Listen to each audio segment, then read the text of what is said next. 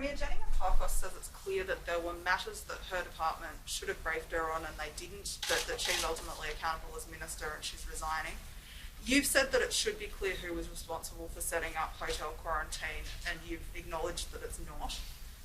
Shouldn't you be taking responsibility for the fact that no one in the government or the public service has briefed you, let alone taken public responsibility for putting private security guards in hotel quarantine and ensuring that appropriate infection control safeguards were in place, and shouldn't you resign? No, I don't think I've dealt with that. In terms of, I just want to make a broader point.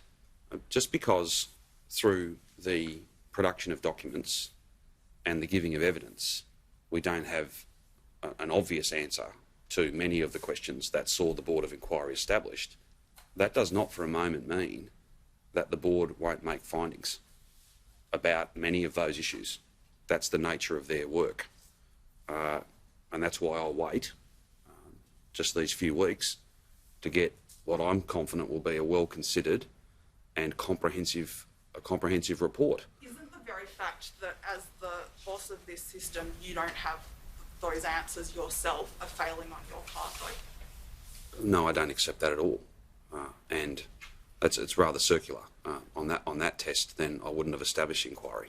The inquiry's been established because there are answers that need to be they need to be there. They aren't. They may be, though, when the Board of Inquiry makes its findings. So whilst I know it is particularly frustrating for you and for me that some of those questions can't, and Victorians, that those questions can't be answered, the Board may well draw conclusions. The Board may well come to some of these matters. That's entirely a matter for them.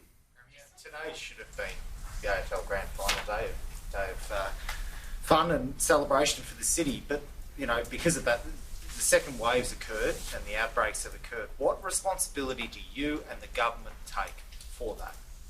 For the second wave? Well, Simon, I think I've been abundantly clear for a lengthy period of time that I'm ultimately accountable for the decisions and the performance of the government. That's the job I have. I've been, I would hope, pretty frank with you about that for a lengthy period of time. So I think I've answered your question. Our focus is not on what might have occurred today or yesterday. It's about what occurs tomorrow. And that is things we can change, things we can influence, things that our hard work and the amazing performance of every Victorian, that's what we are focused on. Can I go back to Richard's earlier point of the Crisis Council of Cabinet? You said that decisions need to be taken quickly in the middle of the pandemic, and yes, the CCC allows that. The reason we found ourselves in this situation is because of the harried decisions that were taken at the start of the pandemic, particularly in relation to hotel quarantine.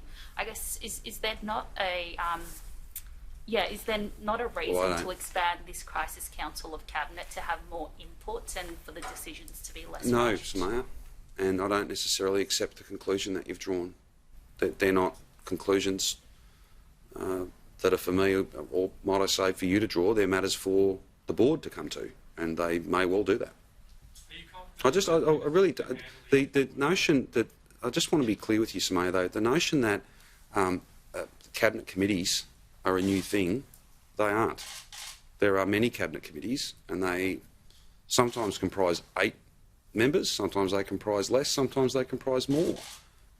Cabinet committees and different workflows, you could just as easily call it a meeting of coordinating ministers. That was a group that existed long before this. So again, I don't know that there's much served by having debates about cabinet committee structures. The structure's in place, it's not changing, and we're going to be focused not on so much the membership of different groups within the cabinet, but making sure that we deliver the strategy that the entire cabinet has endorsed, which is get the numbers low, keep them low, and then open up safely and stay open. That's what we are focused on.